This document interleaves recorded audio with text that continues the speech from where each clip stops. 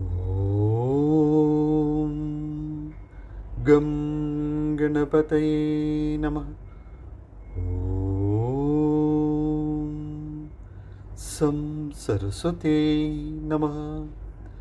നമസ്കാരം പ്രിയരെ, ലളിതം സഹസ്രകത്തിലേക്ക് സ്നേഹപൂർവ്വം സ്വാഗതം. ഭഗവത്ഗീതയിലെ ശ്ലോകത്തോടുകൂടെ നമുക്ക് തുടങ്ങാം. ഓം ശ്രീകൃഷ്ണ പരമാത്മനേ നമഃ. അഥ ശ്രീമദ്ഭഗവദ്ഗീതായ സാഖ്യയോഗോ നാമ്നേ ദ്വിതീയോധ്യായേ षट्त्रिंशति श्लोकः. अवाच्यवादांश्च बहून् वदिष्यन्ति तवाहिताः निन्दन्तस्तव सामर्थ्यं तदो ദുഃഖതരം नु किम्. വീണ്ടും കൃഷ്ണൻ പറയുകയാണ്, അല്ലയോ അർജുന, നിനക്ക് സാമർഥ്യമില്ല എന്ന് പറഞ്ഞിട്ട് നിനക്ക് അഹിതം ചെയ്യുവാൻ ആഗ്രഹിക്കുന്ന ആളുകൾ നിന്നെ ലജ്ജിപ്പിക്കുകയും അപകീർത്തിപ്പെടുത്തുകയും ചെയ്യും. ഇതിൽ പരം ദുഃഖം മറ്റെന്താണ് ഒരു യോദ്ധാവിന് താങ്ങുവാനുള്ളത്? നാമത്തിലേക്ക് പോകാം. നാമം 480. പായസാന്ന പ്രിയ.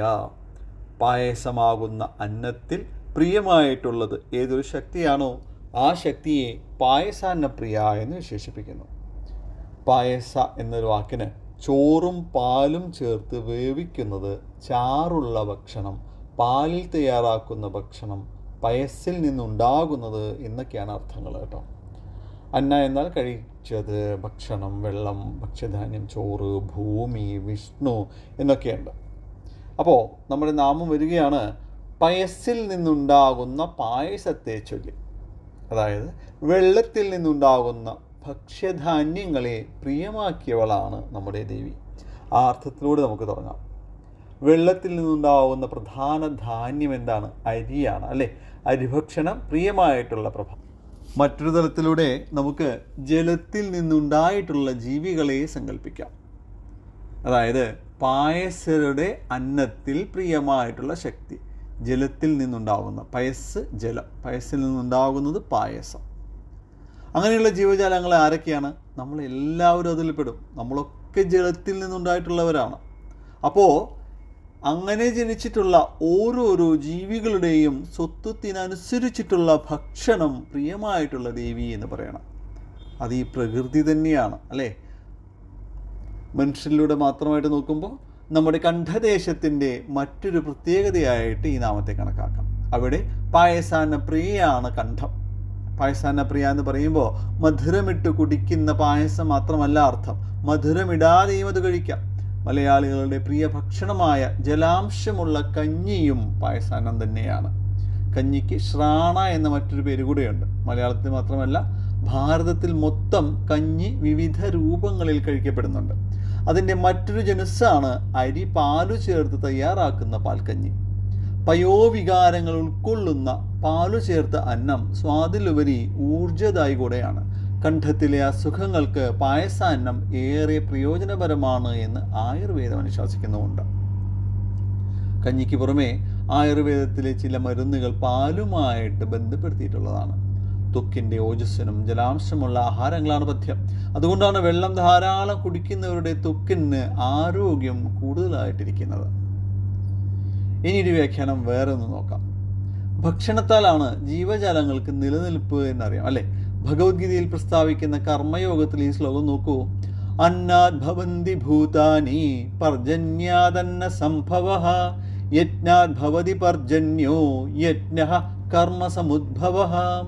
ഭക്ഷണത്തിൽ നിന്ന് സൃഷ്ടികൾ ഉണ്ടാകുന്നു. എന്നാൽ ഭക്ഷണം മഴയിൽ നിന്നാണ് ഉണ്ടാകുന്നത്. മഴയാകട്ടെ യജ്ഞങ്ങളിലൂടെയാണ് സംഭവിക്കുന്നത്. യജ്ഞമാണെങ്കിലോ സമ്യക്കായിട്ടുള്ള കർമ്മത്തിൽ നിന്നാണ് ഉദ്ഭവിക്കുന്നത്. അപ്പോൾ സത്കർമ്മങ്ങളാണ് അന്നത്തിന് ആധാരമായിട്ട് ഭവിക്കുന്നത് എന്ന് മനസ്സിലാക്കണം. അപ്പോൾ പായസാന പ്രിയ സത്കർമ്മികളാണ് എന്നുള്ള അർത്ഥവും സന്നിവേശിക്കപ്പെടുന്നുണ്ട്. കൂടാതെ ജലത്തിൽ നിന്ന് രൂപപ്പെട്ട അന്നത്തിൽ ദയാഭാവത്തോടു കൂടിയവളാണ് എന്നൊരു വ്യാഖ്യാനവുമുണ്ട്.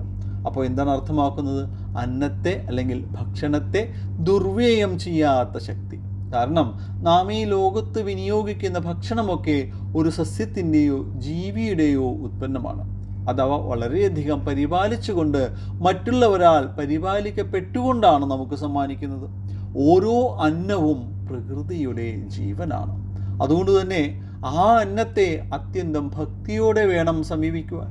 അതിനെ ദുർവ്യയം ചെയ്യരുത് എന്ന് തന്നെയാണ് അർത്ഥസംവേദനം. അന്നത്തെ ദുർവ്യയം ചെയ്യുന്നവർ മഹാനരകങ്ങളിൽ ചെന്ന് വീഴുമെന്നാണ് നമ്മുടെ പുരാണങ്ങൾ അനുശാസിച്ചിരിക്കുന്നത്. നമുക്കിനി നാമത്തിൻ്റെ കഥയിലോട്ട് വരാം. ദേവി ഇപ്പോൾ എവിടെയാണ്? മലയാചലത്തിലാണ് അല്ലേ? മലയാചല നിവാസികൾ ദേവിക്കായിട്ട് തങ്ങളുടെ പ്രിയപ്പെട്ട അന്നമായ പായസാന്നമാണ് നിവേദിച്ചിരിക്കുന്നത്. ആ ദേവിയുടെ പ്രധാന മന്ത്രിണിയാണ് ഡാകിനി ദേവി. അതുകൊണ്ട് തന്നെ ഡാകിനി ദേവിയുടെ നൈവേദ്യം പായസമാണ്. നാം അവിടെ അവസാനിപ്പിക്കുകയാണ്. നാമത്തിൻ്റെ ചിന്ത ഭക്ഷണത്തിൻ്റെ മൂല്യമായിരിക്കണം.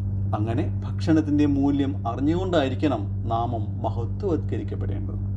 നമസ്കാര ശബ്ദം. ഓം പായസാന്നപ്രിയായേ നമഃ. നന്ദി, നമസ്കാരം. സർവം ജഗദംബാർപ്പണമസ്തു. അന്യഥാ ശരണം നാസ്തി ത്വമേവ ശരണം മമ. തസ്മാത് കാരുണ്യഭാവേന രക്ഷ രക്ഷ മഹേശ്വരി.